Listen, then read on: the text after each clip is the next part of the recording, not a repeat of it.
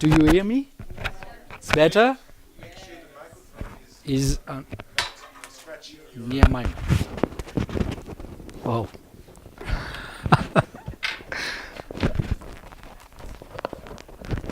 Is that good? Yes. Yeah. Okay. Thank you. So it's a macroeconomic multisectoral model of neo-Keynesian inspiration. It is comparable to models used in quarterly forecasting, as an example, comparable to the Mésange model, which has been built by the finance ministry in France. Versions have been developed for France, Mexico, Indonesia, and the Netherlands. It's a model which is shared with the French Energy Ministry and soon by the Finance Ministry. It's important to have a sectoral disaggregation. So we have 37 sectors with a focus on energy, with 17 subsectors.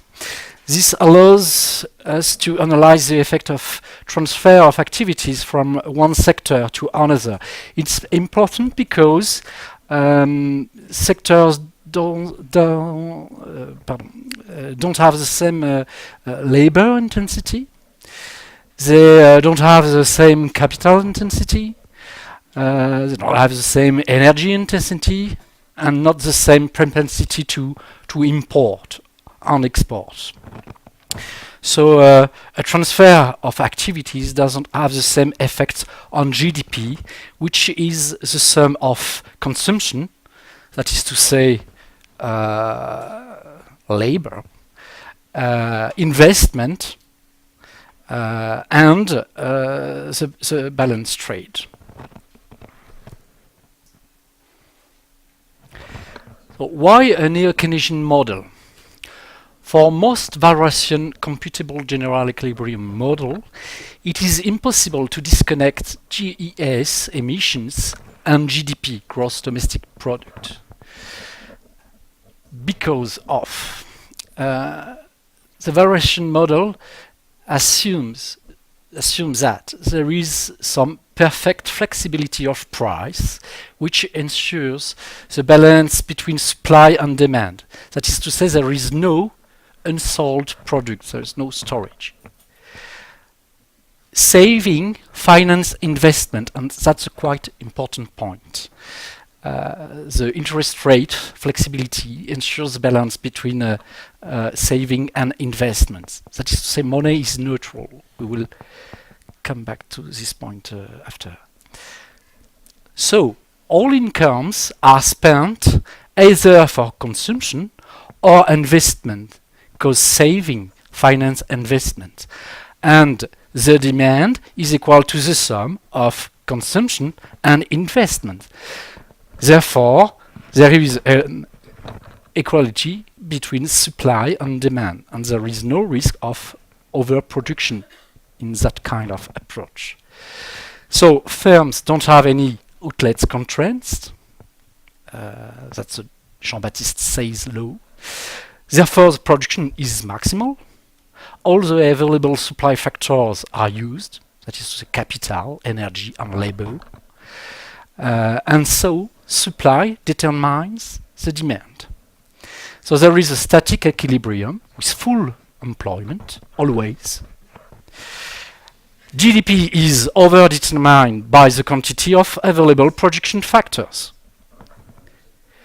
From this point of view, the variation neoclassical point of view, a decrease in energy consumption leads to a recession, since energy is a supply factor. So as an example, in that kind of approach, a carbon tax will lead to a recession. For a given amount of saving, there is a crowding effect, un effet d'éviction in French, a crowding effect between investments. A carbon tax has a social cost, which is called a dead weight loss. Excuse me. So the substitution between energy and capital causes an increase in production costs, a decrease in profit, hence a decrease in saving, because profit is a part of saving, and therefore a decrease in global investment. The deadweight loss may be offset by a recycling of the tax receipts for reducing other distortive taxes, as an example, the labor costs, and a decrease in energy imports. But as the imports of the one are the export of the other, there is always a global loss in that kind of model, which is shown on this figure. I put a tax over the price here, and you see that the demand will shift, will decrease, and there will be a recession.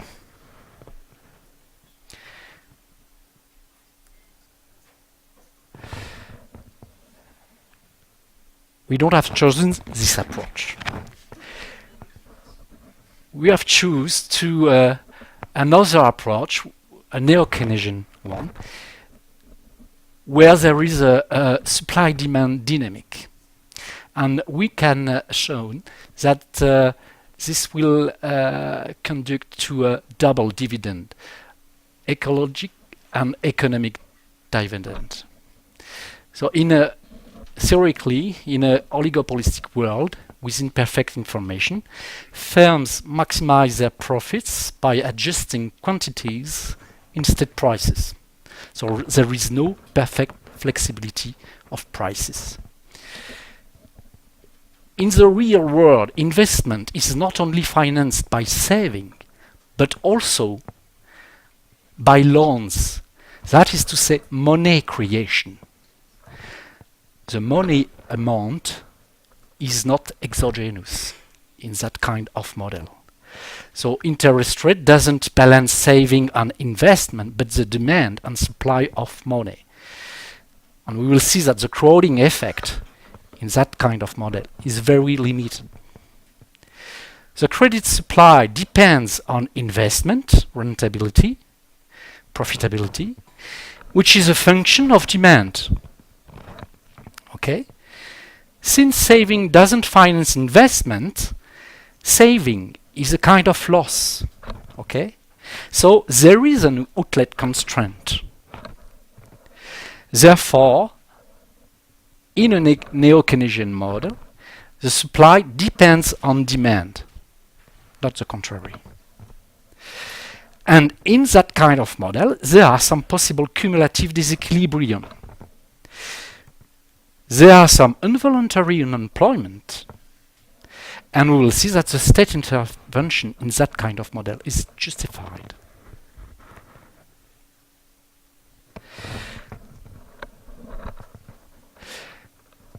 As an example, an increase in investment financed by money creation leads to an increase in economic activity and jobs creation.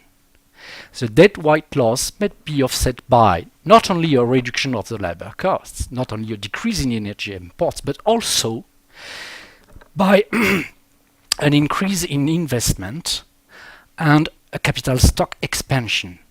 There is a dynamic because the demand curve here, thanks to the growth of investment, will shift in the right of this figure. And you can see that in that case, production will grow. Okay? And on the labor market, there will be an increase in labor demand and an increase in job creation. So, in that kind of model, we can show that a green growth may exist.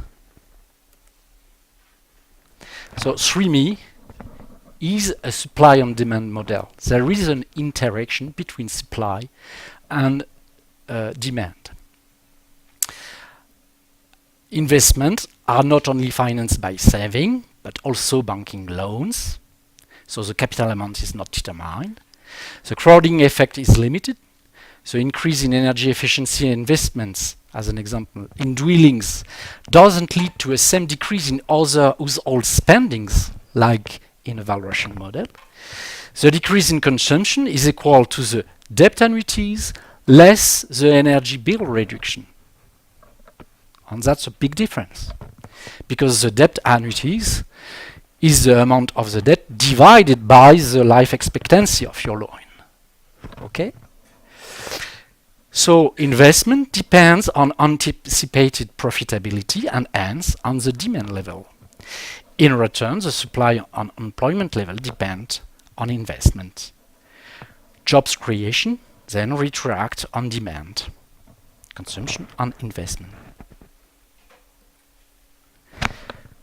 So a green growth is possible. One can show the double dividend existence. As an example, an increase in investment in energy efficiency leads to an increase in global investment because there is a limited crowding effect.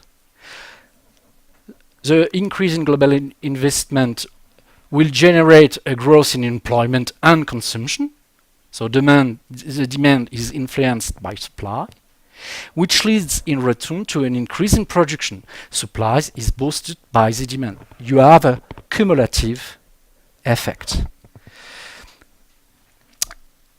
And so there is a decrease in involuntary unemployment.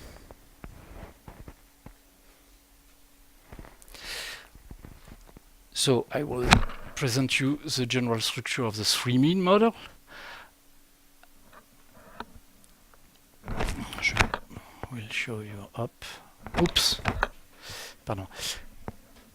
So consumption, intermediary consumption and investment define the domestic demand plus export.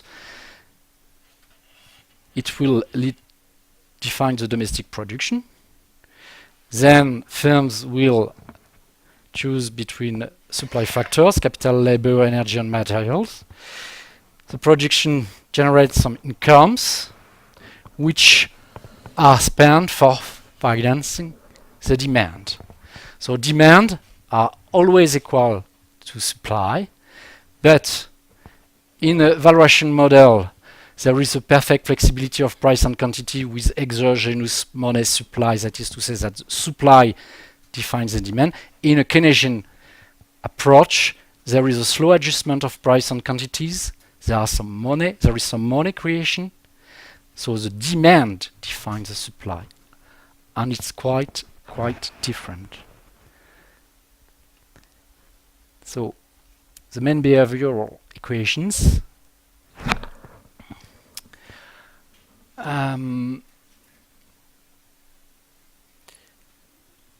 There is a markup, that is to say that firms apply a markup on unit production costs. Wages don't balance labor and labor supply and demand supply. Wages are driven by price inflation, productivity, and unemployment. We will see that after. The real interest rates are fixed by a Taylor rule, and je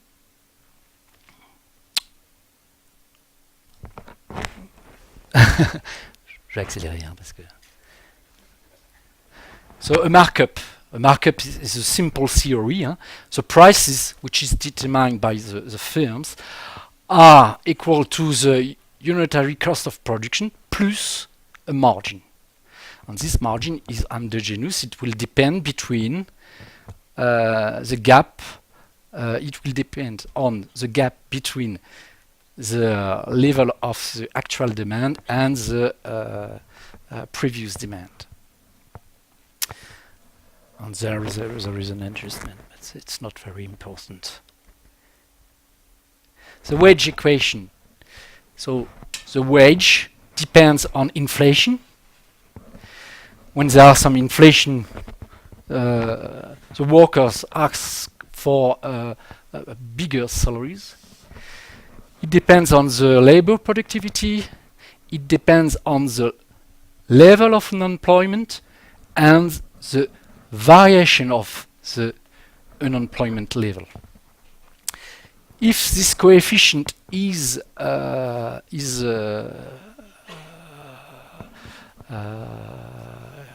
not equal to 0, this is a Phillips curve, and this, if this coefficient is equal to 0, we have a wage setting curve. We will see after the different impacts on the GDP.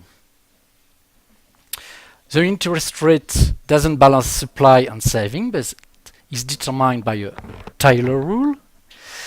That is to say that it is fixed by the central bank. It depends on inflation and variation of unemployment. Inflation and variation of unemployment. I have already explained that to you. So there is some money creation. The capital element is endogenous. So the eviction effect is limited. So as an example, when you increase the public investment by 1% of the GDP, you will have first an expansion due to the investment multiplicator, this dynamic effect between supply and demand. And then you begin to reimburse your debt, so there will be a decrease of the GDP expansion, and in the long term you will have small benefits.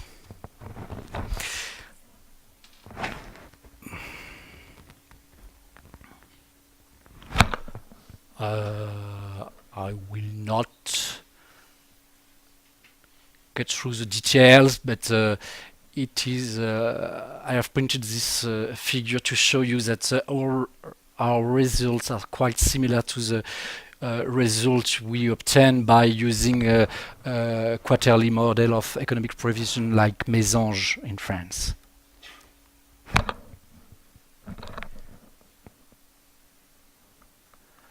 Attendez. Ah oui, non, oh là là.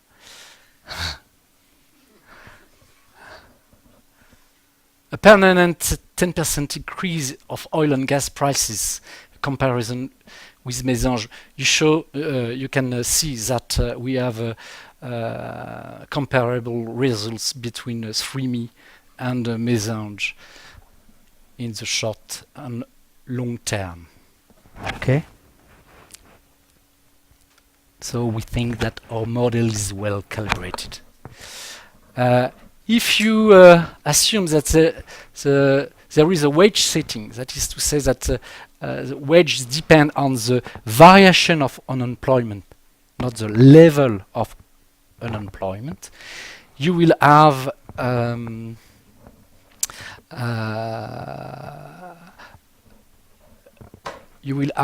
increase in GDP even in the long term. Okay. Whereas if you choose a Phillips curve, you can see that the level of the GDP in the long term is not good, because we assume that the level of unemployment in the first date of the simulation is a level of voluntary unemployment.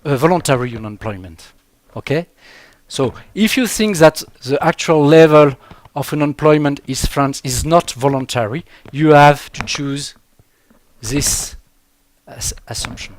Okay. So hybridization and an example scenario.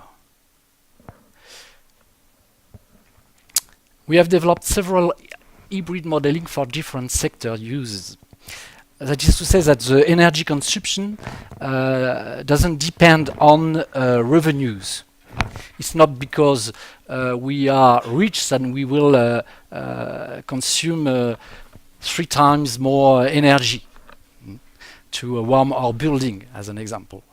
So in that kind of hybrid model, the flux defines the stock evolution, and the stock determines the energy consumption. So there is an hybridization between bottom-up and top-down approaches. As an example, we have represented the housing stock across 7 energy classes.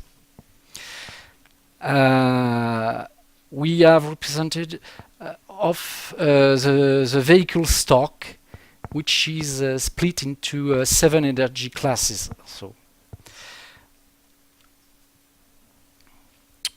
and of course, there are several energy technologies.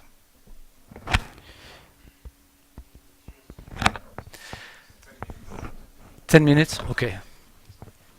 So in our model, there is a dynamic in the stock buildings. There is some new construction, but there is also a shift between energy classes because people will invest in energy efficiency if the prices of energy is increasing.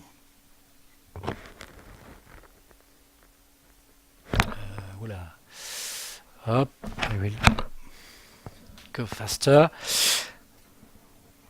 So, household splits their income between expenses and saving. Expenses are shared between housing and transportation and other expenses. And as an example, the housing expense will be shared between new housing construction, existing housing retrofit, and energy consumption. And energy consumption is defined by the nature of building stock evolution. So agents face several energy-related trade-offs. Firms' investments are impacted by the trade-off between capital and energy. So there is a substitution between capital and energy when the relative price of energy increases. There is a possible substitution between energy sources, and there is an endogenous technical progress in our model. Households choose between energy-intensive and energy-efficient investment, both in building and in transportation. And also there is a sobriety effects. There is some energy sufficiency when energy prices increase. As an example, households reduce heating and gasoline expenditure when energy prices increase.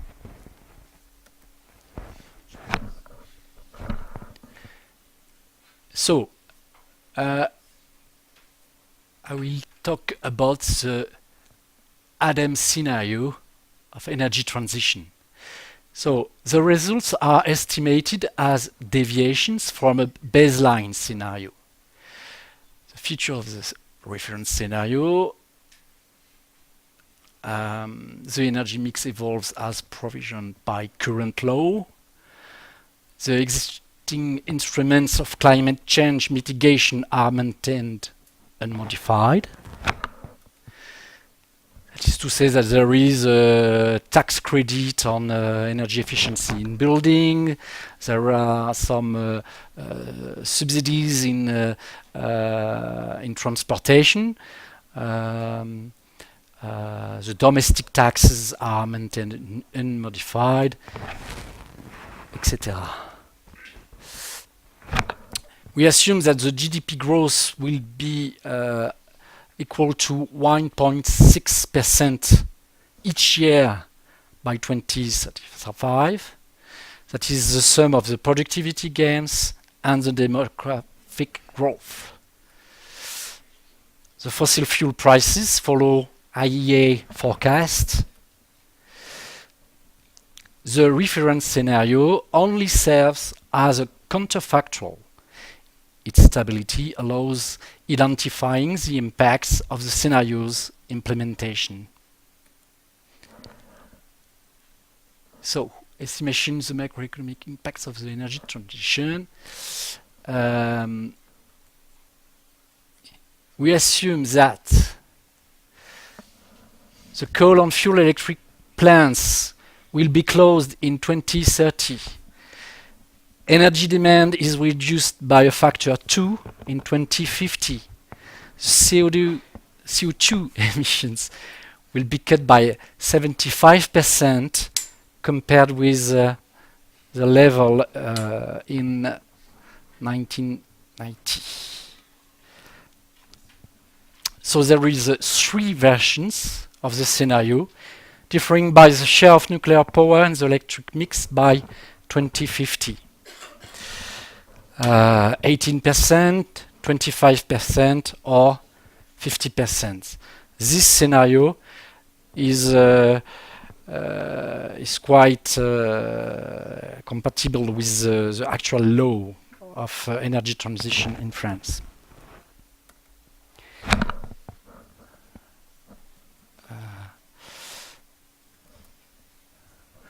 So here is the mix, the energy mix in the reference scenario. Okay. And then here is the mix of the energy transition scenario with yes, here is a 0 share of nuclear power plant in the mix. That's the new version of the ADEME scenario. Most interesting for the debate. Okay.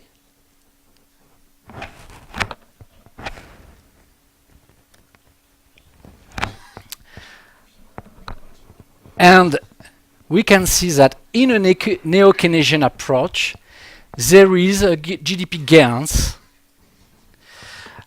That is to say that in that period, the GDP in the energy transition scenario will be higher by 4% than the reference scenario. Okay? So, why? Because investment in renewable energy, energy efficiency will boost the GDP. There will be some job creation, so more consumption and more growth. And that is possible because the energy bill reduction will offset the price of energy efficiency investment. Okay?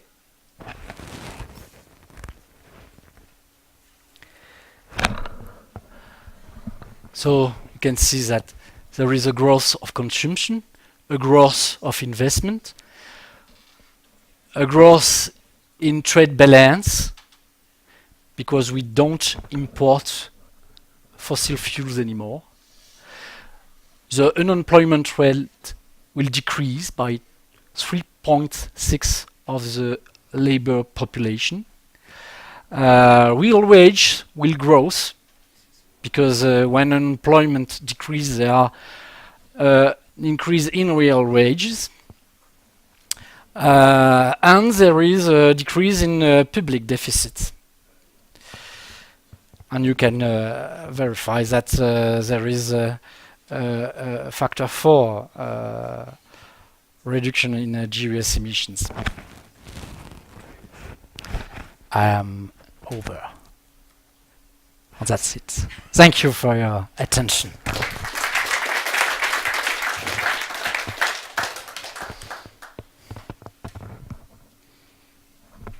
Thank you. So we can take a few questions.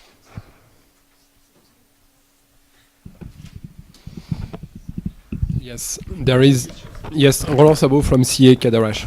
There is a question about validation of the model. We have in the past various examples of energy shock. Yes. There is the two oil shock in the 70s and the beginning of 80s, and there is the counter oil shock. Have you tested your model against these events? Yes. Yes. That's why I presented you this,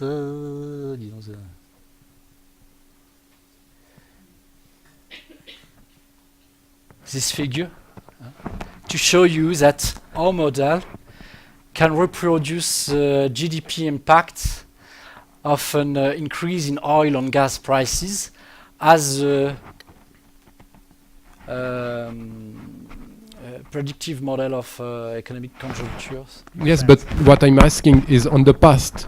Yes, on the past, yes, but you can see that there is a 0.2 reduction in GDP when there is an increase in 10% oil prices.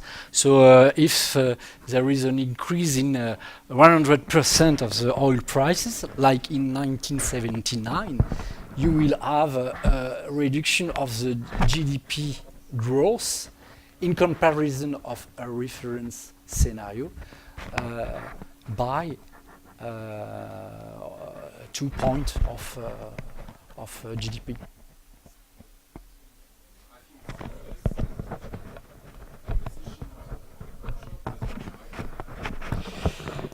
Yes, but it's not only because of an increase in oil price.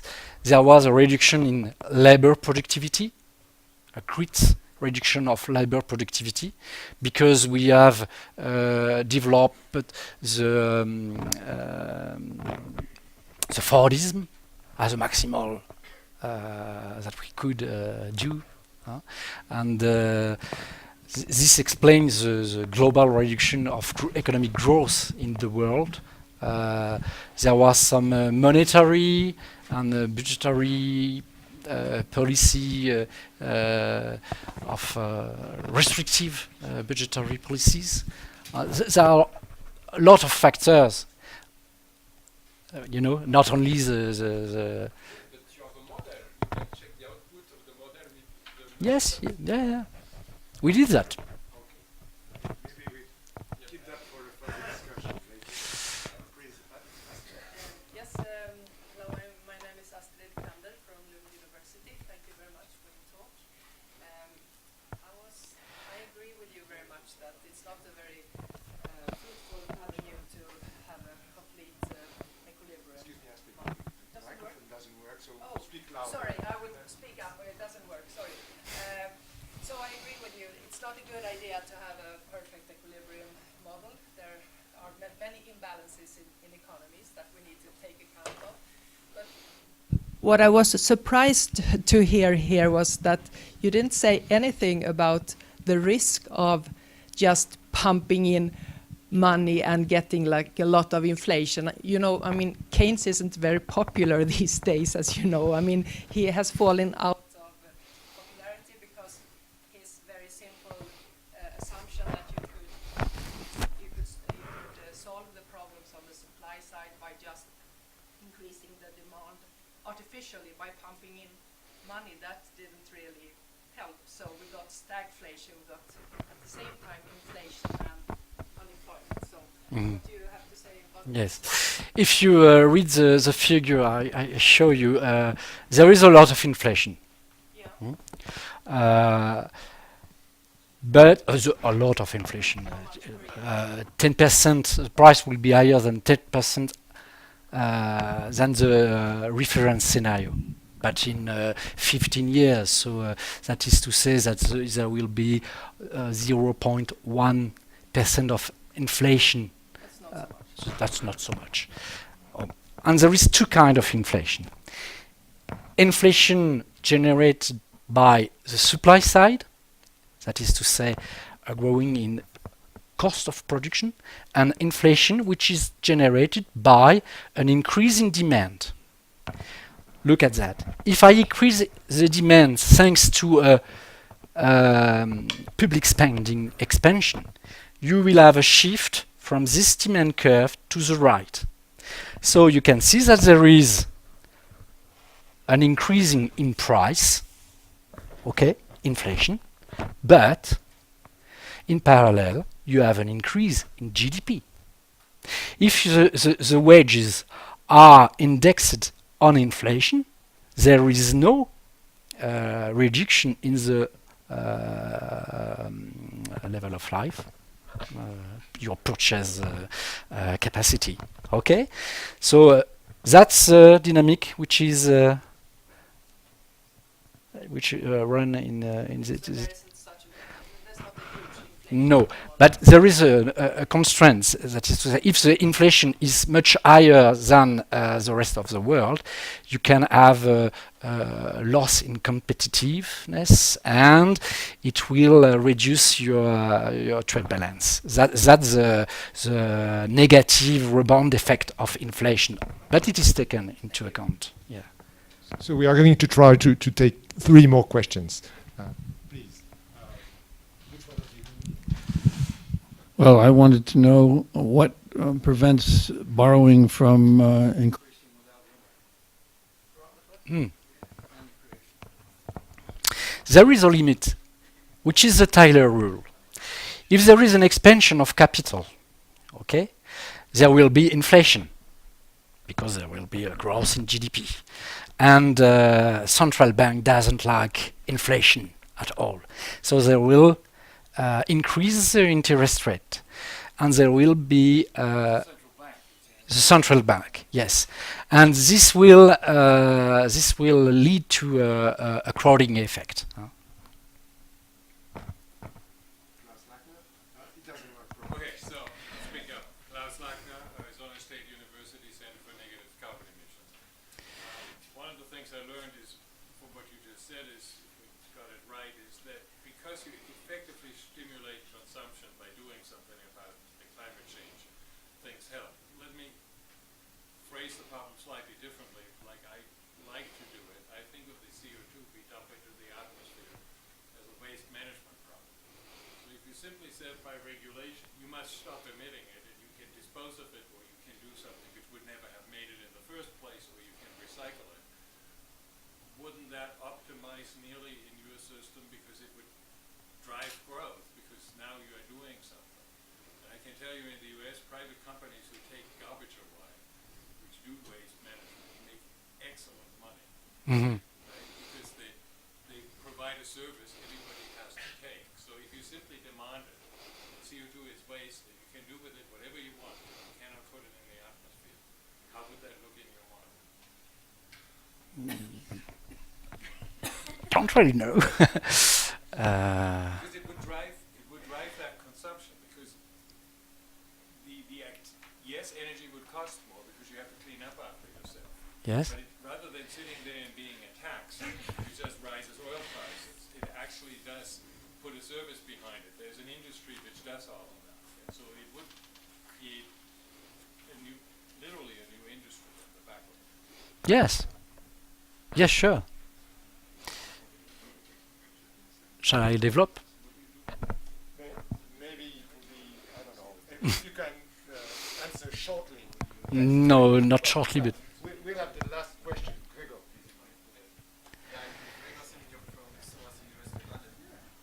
Very interesting model. Glad to see there are not only computer general equilibrium models out there.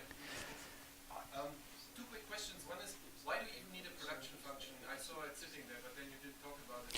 oh, That's my first question. okay. My second question is, have you thought about analyzing rebound effects, which should work fairly well in a demand-driven model? So as you increase your energy efficiency of production, energy intensity may not drop in the same way because of increased demand for these cheaper products and services. Okay. So 2 questions. The production function is, I've not talked about that because it's quite common to all kind of models. It's a CES function, constant elasticity of substitution function. You know what I mean? I know what you mean, but you don't need it if your output is already determined from the consumption side, I think. So why do you still need a production function? The level of production is determined by the demand. But you have to implement a production function in the model because the firms must choose between the supply factors, energy, labor, and capital. And there is a substitution, a possible substitution between energy and capital,